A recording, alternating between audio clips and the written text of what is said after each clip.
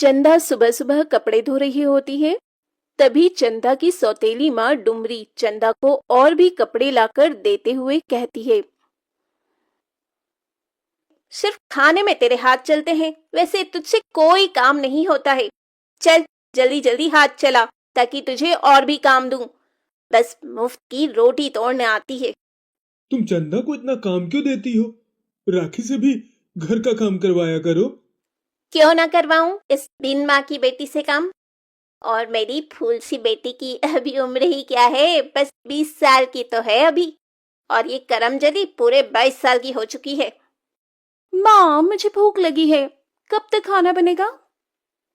अरे ओ महारानी, सुन भी रही है? मेरी राखी को भूख लगी है जोरों की। कपड़े धुल जाएं तो आकर खाना भी बना लियो। जी माँ जी, जैसा आप कहें। ये करके मैं वो भी करती हूँ।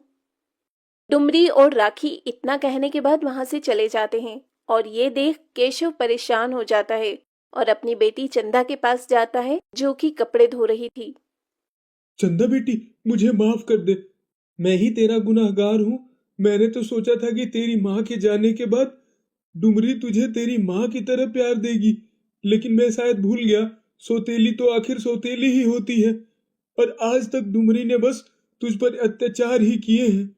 नहीं पिताजी, इसमें आपकी भी कोई गलती नहीं है। हाँ, आपने तो ये सब मेरे लिए ही किया था ना, लेकिन मैं ही अभागी हूँ जो मेरी किस्मत में माँ का प्यार लिखा ही नहीं है। चंदा और केशव बात कर ही रहे होते हैं, तभी कमरे में डुमरी की आवाज आती है। तुम दोनों बाप बेटी मेरी और मेरी फूल सी बेटी की बुराई कर लो तो घर के काम भी हैं, उसका भी सोच लेना। और चंदा, अगर आज काम नहीं हुआ समय पर तो पूरे दिन तुझे भूखे रखूंगी। डुमरी चंदा से नौकरानी की तरह काम करवाया करती थी और तब भी उसे कई बार तो पूरा पूरा दिन भूखा रखा करती थी। ये देख डुमरी की पड़ोसन खुद से कहती है, बेचारी चंदा की फूटी किस्मत। जब से इसकी सौतेली माँ आई है तब से बेचारी का बचपन तो छिन गया था।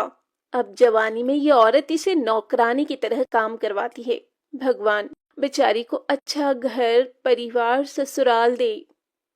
ऐसे ही समय बीत रहा होता है और एक रोज डुमरी अपनी बेटी राखी के साथ बाजार से आ रही होती है। तभी राखी अपनी माँ को कहती है, माँ वो देखो, ये चंदा ही है ना? और वो लड़का कौन है जो चंदा का बार बार हाथ पकड़ रहा है? अरे वो करमजली तुझे कहाँ दिख गई? अरे हाँ, ये कौन है? कहीं इसका इसके साथ चक्कर तो नहीं चल रहा है? अगर ऐसा है तो आज मैं इसकी टांग तोड़ दूंगी।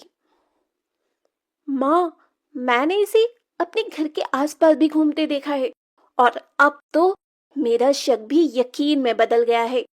चंदा का इसके साथ चक्कर चल रहा है।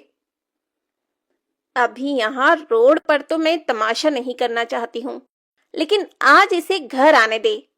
जिन दो पैरों से ये इससे अपना मुंह काला करवाने आई है, वही दोनों पैर मैं आज इसके तोड़ डालूंगी।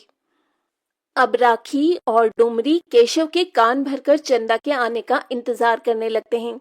चंदा जैसे ही घर आती है, डुमरी चंदा का बाल पकड़कर उसे दरवाजे से खींचकर घर के अंदर लाती है। अरे माँ, ये अब क्या कर रही हैं? माँ नहीं, मेरा बाल छोड़ो। आप ये क्या कर रही हैं माँ? आप सुन तो रही हो ना? माँ, मुझे दर्द हो रहा है। करमजली अभागी, तो इस घर का नाम मिट्टी में मिलाना चाहती है। कौन है वो जिससे तू चिपक चिपक कर बातें कर रही थी? वो माँ, वो मैं आपको बताने ही वाली थी। मैंने कमल के बारे में पिताजी को बताया था। पिताजी, आप कुछ बोलते क्यों नहीं? वो क्या बोलेगा? दोनों बाप बेटी ने मिलकर इस घर का नाम मिट्टी में मिलाने का जो फैसला ले रखा है। अरे तुम दोनों चाहते क्या हो? डुमरी चंदा को खूब मारती है और खाना भी नहीं देती। केशव भी चंदा को नहीं बचाता क्योंकि उसे भी अपने घर की इज्जत प्यारी थी। इस वाक्य के बाद ही डुमरी चंदा के लिए लड़का देखना शुरू कर देती है। तुम इसकी 10 दिन के अंदर शादी करोगे, वरना मैं ये घर छोड़कर चली जाऊंगी। इसे तुम किसी दूध वाले के हाथों में या फिर किसी कबाड़ी, अखबार या दलाल के हाथ बेच दो, लेकिन ये लड़की 10 दिन के अंदर यहाँ से जानी चाहिए। मैं देख रहा हूँ इसके लिए लड़का।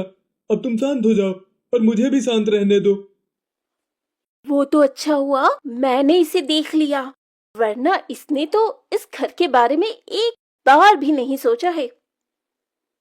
चंदा के पिता केशव अब अपने दोस्त के जान पहचान के बताए लड़के से चंदा की शादी मंदिर में करवा देते हैं।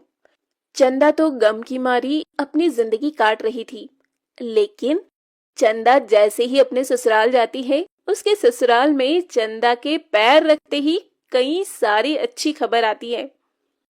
अरे बहू, तू तो साक्षात लक्ष्मी का रूप है।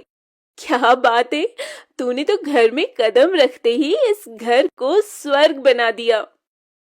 हाँ चंदा, तुम्हें पता है, जैसे ही तुम्हारा गृह प्रवेश हुआ है, वैसे ही एक के बाद एक अच्छी खबर मिली है।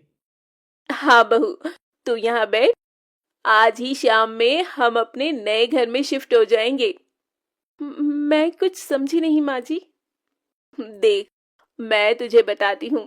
जैसे ही तू इस घर में आई, तभी हमारे सालों से चल रही तेरे चाचा ससुर जमीन का केस हार गए और हमें ये न्यूज़ मिली। और मेरे नितिन को सरकारी नौकरी का लेटर भी आया।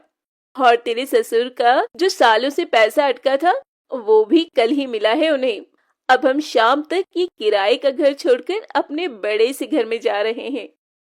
ये तो बहुत अच्छी बात है माँ जी, मुझे भी अच्छा लगा सुनकर। चंदा जैसे ही अपने ससुराल जाती है, उसके घर परिवार में खुशियां ही खुशियां नजर आने लगती है, क्योंकि चंदा के सर से तो उसकी माँ का हाथ बचपन में ही उठ चुका था। लेकिन अपने ससुराल में उसे अपनी सास सुजाता से उसे माँ वाला प्यार मिल रहा था।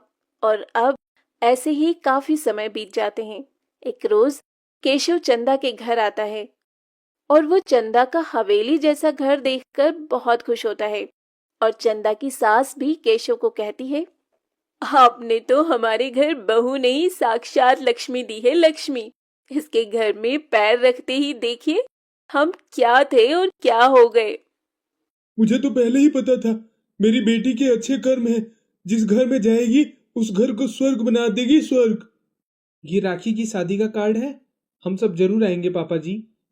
केशव अपनी बेटी को खुश देख बहुत खुश था, और वो जब अपने घर आता है तो अपनी पत्नी से कुछ भी नहीं कहता। दे आए महारानी को शादी का कार्ड। मैंने तो मना किया था कि कोई जरूरत नहीं है उसे राखी की शादी में बुलाने की, वो उस लायक ही नहीं है। लेकिन नहीं, आपको तो अपनी लाडली को बुलाना है। अब तुम चाहे उसे कितना भी कोस लो डुमरी, अब मेरी बेटी जहाँ भी है बहुत खुश है और अपनी पुरानी जिंदगी को भूलकर आगे बढ़ रही है। अब ऐसे ही कुछ समय बाद शादी वाले दिन शादी की सभी तैयारियों के बीच लड़के वाले राखी से शादी करने से इनकार कर देते हैं, क्योंकि उन्हें और भी दहेज में पैसे चाहिए थे। ये सुन डुमरी लड़के वालों के सामने हाथ जोड़े खड़ी होती है। बगल में केशव भी होता है। हमने तो आपको पहले ही 1 लाख रुपया दिया है, एक महंगी गाड़ी भी दी और अपनी बेटी भी दे रहे हैं, और अब भी आप और पैसे मांग रहे हैं। हम गरीब लोग कहाँ से लाएंगे इतना पैसा? मैं कुछ नहीं जानती, मुझे 1 लाख रुपए और चाहिए, साथ में सोने की चेन, वरना ये शादी नहीं हो सकती। उठो बेटा मंडप से। डुमरी लड़के वालों के सामने गिड़गिड़ा ही रही होती है, तभी एक बड़ी सी गाड़ी डुमरी और केशव के दरवाजे पर आकर रुकती है। कार देख डुमरी के मुंह से निकल जाता है, अब ये कौन आया?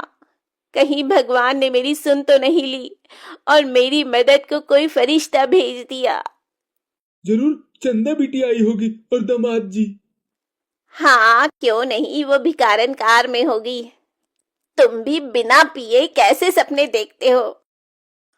अब जैसे ही नितिन के साथ चंदा महंगी गाड़ी से महंगी साड़ी, ज्वेलरी पहने निकलती है, डुमरी की तो आंखें ही चमक जाती है। आसपास के खड़े लोग भी चंदा को देख हैरान थे। तभी चंदा आते ही अपने गले में पहना हार उतारकर दूल्हे को पहना देती है।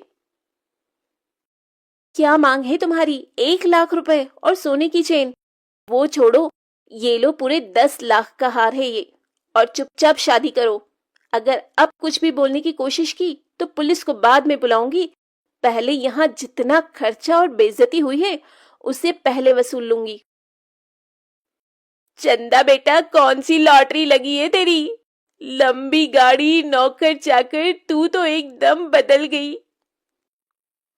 जब डुमरी को सब कुछ पता चलता है तो उसे बहुत पछतावा होता है, क्योंकि डुमरी की बेटी राखी की शादी आज चंदा की वजह से हुई, वरना लड़के वालों ने तो दहेज के चक्कर में डुमरी की बेटी राखी से शादी करने से साफ इनकार कर दिया था।